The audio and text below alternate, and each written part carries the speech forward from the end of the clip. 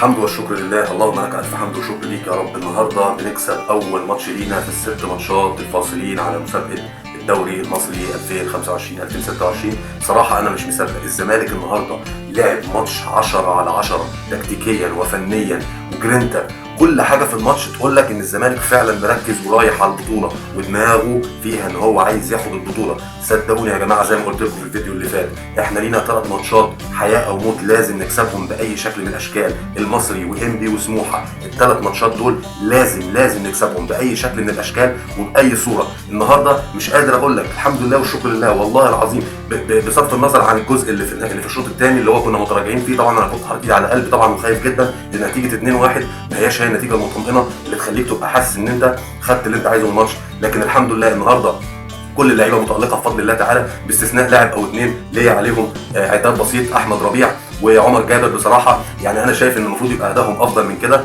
خصوصا احمد ربيع في نص الملعب. لازم يا احمد تكون مركز اكتر من كده، لازم يبقى عندك قدره على افتكاك الكوره ولعب الباص الطويل او الباص البيني، او انك انت تلعب الباصه المظبوطه وتساعد زمايلك. ما ينفعش انك تبقى واقف في نص الملعب مش مركز والكره تبقى سهله جدا ان هي تتاخد منك، او ان انت ما تقدرش ان انت تعمل الضغط او البريس المظبوط.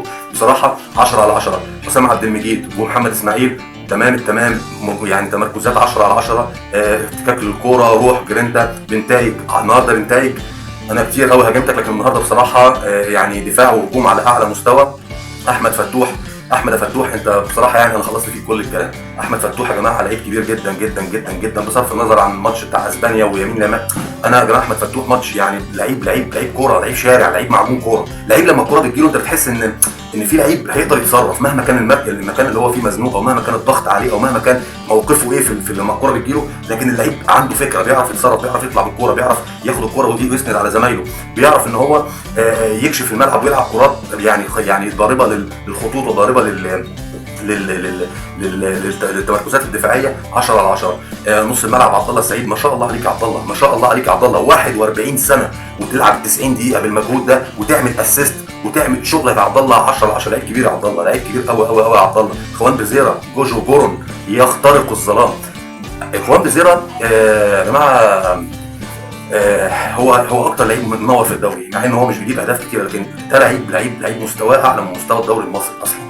واللي يقول غير كده عزيزي ما تزعلش مني، انت لو قلت غير كده وده كان رايك معلش، انت مع فكرتك عن الكوره محدوده. سيبك من زمالك وسيبك من اهلي وسيبك من بيراميدز وسيبك من مصر وسيبك من الاتحاد. انا بتكلم اللعيب ده لعيب فعلا لعيب امكانياته اعلى من الدوري المصري، ومفيش لاعب في الدوري المصري شبهه.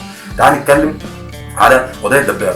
بص انت عدي الدباغ، انت المفروض من النهارده يبقى اسمك عدي اللداغ، مش الدباغ باللام، اللداغ، لانك انت بصراحه بتلدغ الكوره في اوقات يا عدي بنبقى محتاجينك فيها، وفعلا عندك فينش على الكوره 10/10، واتطورت كتير لانك انت اول ما جيت عندنا كان الفينش بتاعك فيه مشكله، لكن مع مرور الوقت قدرت فعلا انك انت توصل لمستوى عالي جدا في الفينش. لما نيجي للاسطوره ناصر منسي، يا ناصر انا مش لاقي كلام اوصفك بيه. انت يا ناصر مثال حي للتسعه السترايكر الصريح اللي زي ما الكتاب قال. اللي عايز يعرف يعني ايه مهاجم وعايز يعني يفهم ازاي اقدر احكم على المهاجم ده مهاجم فعال ومهاجم جيد ولا مهاجم مش كويس، يا جماعه بص على ناصر منسي مهاجم زي ما الكتاب قال، مهاجم حقيقي. هو ده المهاجم ده مهاجم الصندوق، هو ده مهاجم الصندوق اللي بيخلص.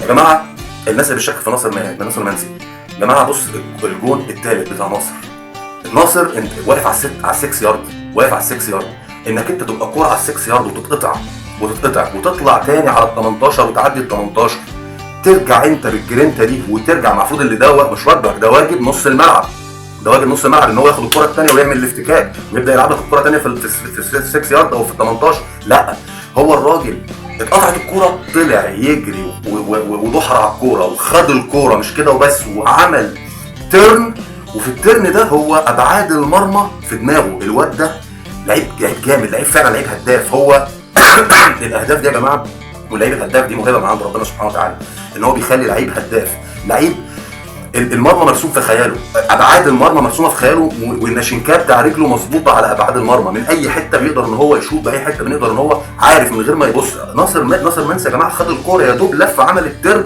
شاط الكوره بالاحساس بتاعه، جون عالمي اقسم بالله، جون عالمي، هدف ولا احلى.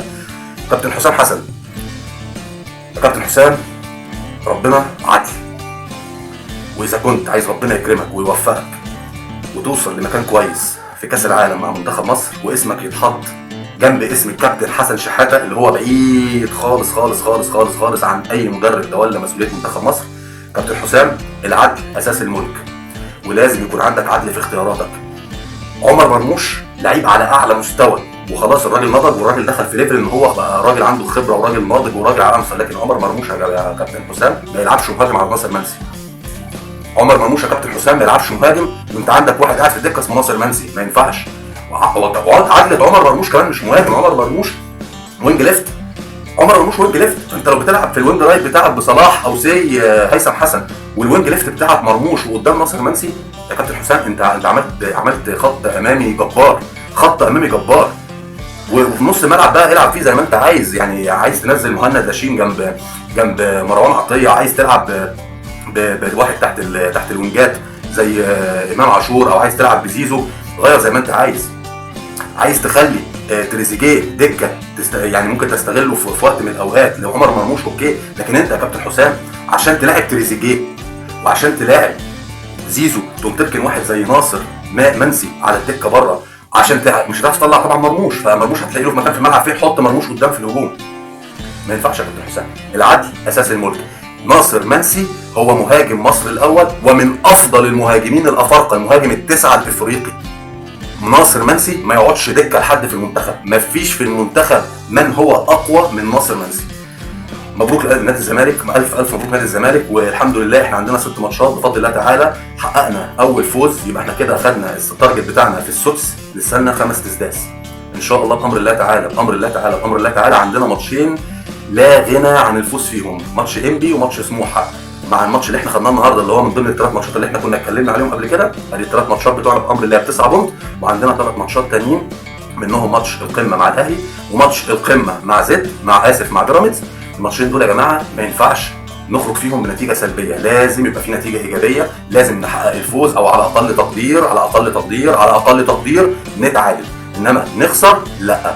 يبقى لك ماتش سموحه ده ماتش الدوري اللي هو لازم، ماتش السيراميكا اللي هو ماتش الدوري اللي هو لازم تموت نفسك عليه عشان تاخد بطارك من سيراميكا اللي طلعك بالكاس، واللي واضح والنيه واضحه وصريحه ومش محتاجه فزلكه ومش محتاجه واحد بيشوف واحد بيشم، ان سيراميكا عايزه تساعد الاهلي عشان تديله الدوري.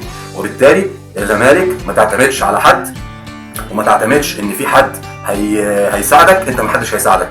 كل الفرق بتساعد الناحيه الثانيه، في فرق بتساعد الناحيه الثانيه، انت زمالك عندك الملعب، وزي ما عملت النهارده اعمل في باقي الماتشات، يا تكسب يا تتعادل في الماتشين اللي قلنا عليهم الاهلي وبيراميدز على اقل تقدير.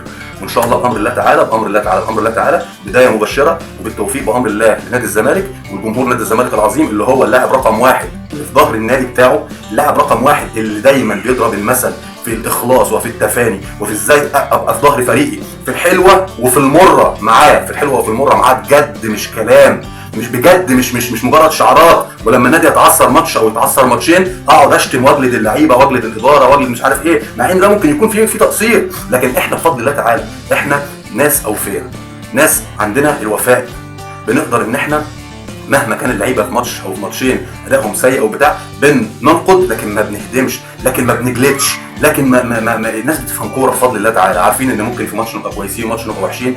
لكن خلاصه الكلام كنت بوجه رساله تهنئه لنادي الزمالك والجمهور العظيم، ووجه رساله للكابتن حسام حسن، يا كابتن حسام ناصر منسي والعدل، واذا ما عدلتش قسما بالله ما هتشوف خير ابدا.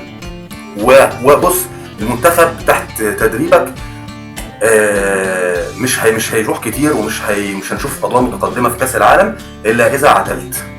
رقم 3 بشكر الجمهور العظيم اللي دايما في ظهر فرقته، واللي دايما بيساند، ودايما واثق ان ربنا سبحانه وتعالى ما حدش بيتحداه، وربنا سبحانه وتعالى عدل، وربنا سبحانه وتعالى باذن الله تعالى بيكافئ المجتهد ولكل مجتهد نصيب. وشكرا جزيلا، والسلام عليكم ورحمه الله وبركاته.